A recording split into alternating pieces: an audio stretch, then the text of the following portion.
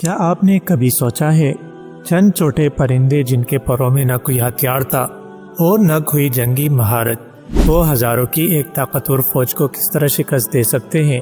ایک ایسی فوج جو اپنے وقت کی سب سے مضبوط اور منظم فوج تھی، اس کے پاس ہاتھی جیسے عظیم اور طاقتور جانور تھے جن کا مقصد صرف ایک تھا، اللہ کے مقدس گھر خانہ کعبہ کو تباہ کرنا۔ آج ہم آپ کو لے چلتے ہیں عام الفیل کے اس حیرت انگیز واقعے کی طرف جو تاریخ میں ہمیشہ کے لیے زندہ رہے گا۔ دوستو، یہ واقعہ ایسا ہے جو سننے والوں کے دل کو دہلا دیتا ہے، آنکھوں کو حیرت میں ڈال دیتا ہے اور اللہ کی بے پناہ قدرت کا ایک ایسا مظاہرہ کرتا ہے جسے تاریخ میں ہمیشہ کے لیے محفوظ کر دیا گیا ہے۔ یہ کہانی صرف ایک واقعہ نہیں ہے بلکہ اللہ کی قدرت اور اس کے وعدوں کی حقانیت کی سب سے بڑی گواہی ہے۔ آج ہم آپ کو لے چلتے ہیں اس وقت کی طرف جب ظالموں کے غرور اور تکبر کو اللہ کے حکم سے خاک میں ملا دیا گیا۔ دوستو، کیا آپ جانتے ہیں یہ واقعہ صرف ایک حیرت انگیز داستان نہیں بلکہ قرآن کریم میں بیان کی گئی بڑی نشانیوں میں سے ایک ہے۔ قرآن کریم میں اللہ نے سورہ فیل میں اس واقعے کو یوں بیان کیا ہے، کیا آپ نے نہیں دیکھا کہ آپ کے رب نے ہاتھی والوں کے ساتھ کیا؟ دوستو، یہ الفاظ ہمیں اس واقعے کی اہمیت کا احساس دلاتے ہیں کہ یہ کوئی معمولی جنگ یا تاریخی واقعہ نہیں تھا بلکہ اللہ کی طرف سے ظالموں کے لیے ایک واضح پیغام تھا۔ یہ زمین اور آسمان کا مالک صرف وہی ہے اور اس کے گھر کی حفاظت خود اس کی ذمہ داری ہے۔ آئیے تاریخ کے صفحات پلٹتے ہیں، چلیے وقت کے پہیے کو پیچھے گھماتے ہیں اور 570 عیسوی کے اس دور میں جھانکتے ہیں جسے عام الفیل کہا جاتا ہے۔ دوستو، یہ وہی سال تھا جب اللہ کے حبیب صلی اللہ علیہ وسلم کی ولادت باسعادت ہوئی۔ اس وقت یمن کا بادشاہ ابرہہ اپنے غرور اور حسد میں مبتلا تھا۔ اس نے دیکھا کہ لوگ مکہ مکرمہ کے خانہ کعبہ کی طرف رخ کرتے ہیں اور اللہ کی عبادت کے لیے وہاں جاتے ہیں۔ یہ بات ابرہہ کو پسند نہ آئی کیونکہ وہ چاہتا تھا کہ لوگ یمن آئے اور اس کے بنائے ہوئے گرجا گھر میں عبادت کرے، لیکن ابرہہ کو کیا معلوم تھا کہ اس کا غرور اور تکبر اس کے لیے ہلاکت کا سامان بن جائے گا۔ کیا اللہ کی قدرت کے سامنے کوئی طاقت ٹک سکتی ہے؟ ابرہہ یمن کا ایک مغرور حکمران اپنی طاقت اور غرور میں ڈوبا ہوا تھا۔ اس کے دل میں اللہ کے مقدس گھر خانہ کعبہ کو مٹانے کا ارادہ پنپ چکا تھا۔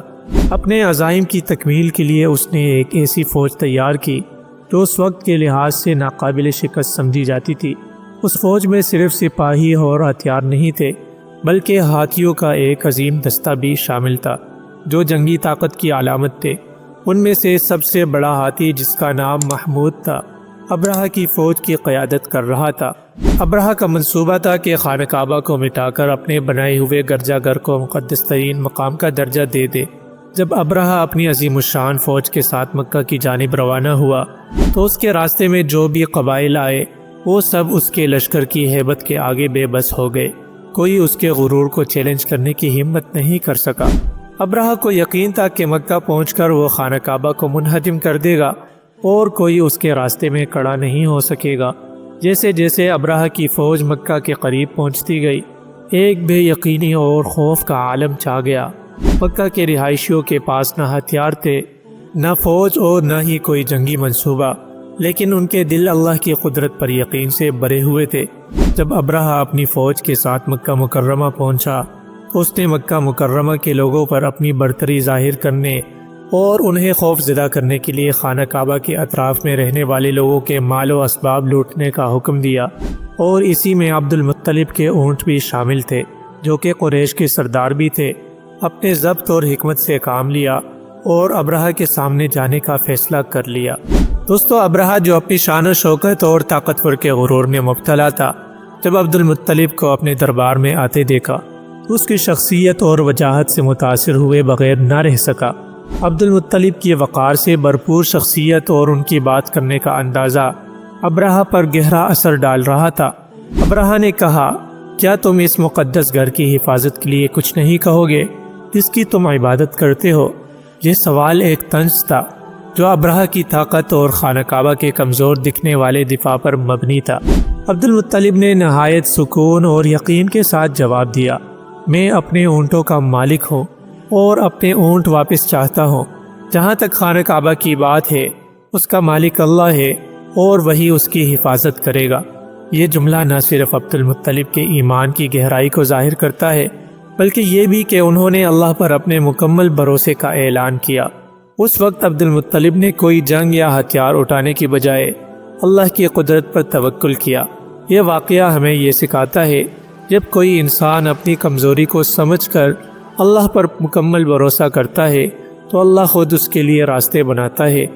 تو عبد المطلب کا یہ یقین ہمیں قرآن کریم کی آیات کی یاد دلاتا ہے جہاں اللہ جل شانہ نے فرمایا وَمَن يَتَوَكَّلْ عَلَى اللَّهِ فَهُوَ حَسْبُهُ، اور جو اللہ پر بھروسہ کرے گا تو وہ اسے کافی ہے۔ اللہ کے حبیب نے بھی توکل کی اہمیت کو واضح کیا ہے۔ اگر تم اللہ پر ایسے بھروسہ کرو جیسے بھروسہ کرنے کا حق ہے تو وہ تمہیں ایسے رزق دے گا جیسے پرندوں کو دیتا ہے، جو صبح خالی پیٹ جاتے ہیں اور شام کو بھرے پیٹ واپس آ جاتے ہیں۔ ابرہہ جو یہ توقع کر رہا تھا کہ عبد المطلب اس سے اپنے مقدس گھر کی حفاظت کے لیے مدد طلب کریں گے، عبد المطلب کی بات سن کر حیرت میں ڈوب گیا۔ اس نے عبد المطلب کے اونٹ واپس کر دیے لیکن خانہ کعبہ پر حملے کے اپنے ارادے سے پیچھے نہ ہٹا۔ عبد المطلب نے خانہ کعبہ کی دہلیز پر جا کر ایک انتہائی عاجزانہ دعا کی جس میں انہوں نے اللہ سے اپنے گھر کی حفاظت کرنے کی درخواست کی۔ وہ دعا کرتے ہوئے کہہ رہے تھے یا اللہ، ہر کوئی اپنے گھر کی حفاظت کرتا ہے، تو بھی اپنے گھر کی حفاظت فرما دے۔ جیسے ہی ابرہہ کی فوج مکہ مکرمہ کی حدود میں داخل ہو رہی تھی، ایک عجیب اور غیر معمولی صورتحال نے اس کے لشکر کو گھیر لیا۔ وہ جو فتح کے یقین کے ساتھ آگے بڑھ رہا تھا اچانک اپنی ہی طاقت پر شک کرنے لگا۔ آسمان پر ایک پراسرار حرکت شروع ہوئی اور فضا میں ایک غیر معمولی سی خاموشی چھا گئی۔ اس کی فوج کو ایک ایسی چیز کا سامنا ہوا جس کا اس نے کبھی تصور بھی نہیں کیا تھا۔ کیا ہوا تھا؟ کیا واقعی اللہ نے اپنے گھر کی حفاظت کے لیے کچھ بھیجا تھا؟ کیا ابرہہ جانتا تھا کہ اس کے لشکر کے لیے اللہ کی طرف سے موت کا پیغام آ رہا ہے؟ کیا وہ سمجھ سکتا تھا کہ اس کا غرور خاک میں ملنے والا ہے؟ یہ واقعہ عرب کی سرزمین پر پیش آیا، ایک ایسا واقعہ جب کعبہ کے گرد اندھیرا چھا رہا تھا اور ظالم بادشاہ ابرہہ اپنی فوج کے ساتھ یمن سے نکل پڑا تھا۔ ابرہہ کا منصوبہ تھا کہ خانہ کعبہ کو مٹا کر اپنے تعمیر کردہ گرجا گھر کو مقدس ترین مقام بنا دے۔ لیکن پھر کیا ہوا؟ جب ابرہہ کی فوج مکہ مکرمہ کے قریب پہنچی تو یہ وہ لمحہ تھا جو تاریخ کے صفحات میں اللہ کی بے پناہ قدرت کے ایک مظہر کے طور پر محفوظ ہو گیا۔ آسمان پر اچانک ایک غیر معمولی منظر دیکھا گیا۔ چھوٹے پرندوں کے جھنڈ، جنہیں قرآن نے طیراً ابابیل یعنی چھوٹے جھنڈوں میں آنے والے پرندے کہا، آسمان پر نمودار ہوئے۔ یہ پرندے اپنی چونچوں اور پنجوں میں چھوٹے پتھر اٹھائے ہوئے تھے۔ ان پتھروں میں کوئی عام قوت نہیں تھی، یہ اللہ کی جانب سے ایک عذاب تھا جو ابرہہ کی مغرور فوج کو ہلاک کرنے کے لیے بھیجا گیا تھا۔ یہ منظر قرآن کریم کی سورہ فیل میں بیان کیا گیا ہے جہاں اللہ جل شانہ فرماتے ہیں، کیا تم نے نہیں دیکھا کہ تمہارے رب نے ہاتھی والوں کے ساتھ کیا ان کی چال کو ناکام نہیں بنا دیا اور ان پر پرندے جھنڈ کے جھنڈ بھیجے جو ان پر کنکریوں کے پتھر برسا رہے تھے اور انہیں کائے ہوئے بوسے کی مانند کر دیا۔ دوستو، یہ پرندے کوئی عام پرندے نہیں تھے۔ ان کے آنے کا وقت، ان کی تعداد اور ان کے ساتھ موجود پتھر سب اللہ کی حکمت کا ایک حصہ تھے۔ ہر پرندے کے پاس 3 کنکریاں تھیں، ایک چونچ میں اور 2 پنجوں میں۔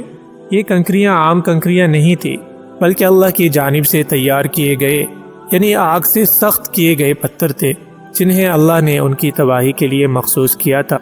روایات کے مطابق یہ پرندے یمن کے علاقے کی طرف سے آئے تھے اور اللہ کے حکم سے ہر اس سپاہی کو نشانہ بنایا جو خانہ کعبہ کو نقصان پہنچانے کی نیت سے آیا تھا۔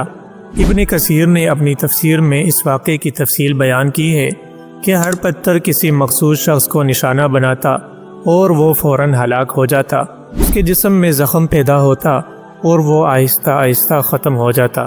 دوستو، یہ پتھر نہایت سخت اور مخصوص نشانہ رکھنے والے تھے۔ ہر پتھر کسی خاص سپاہی یا ہاتھی پر گرتا اور اس کے جسم میں ایسا زخم کرتا جو اسے موت کے منہ میں دھکیل دیتا۔ اللہ کی طرف سے آنے والی اس سزا نے ابرہہ کے لشکر کو مکمل طور پر تباہ کر دیا۔ اللہ کے حبیب نے فرمایا، اللہ ہر ظالم کو اس کے غرور کے ساتھ ہلاک کرتا ہے اور اس کے غرور کو زمین میں دفن کر دیتا ہے۔ دوستو، یہ حدیث اصحاب فیل کے واقعے پر پوری طرح صادق آتی ہے۔ ابرہہ کی فوج اپنی طاقت اور ہاتھیوں کی برتری پر غرور کرتی تھی، لیکن اللہ نے ان کے غرور کو مٹا دیا۔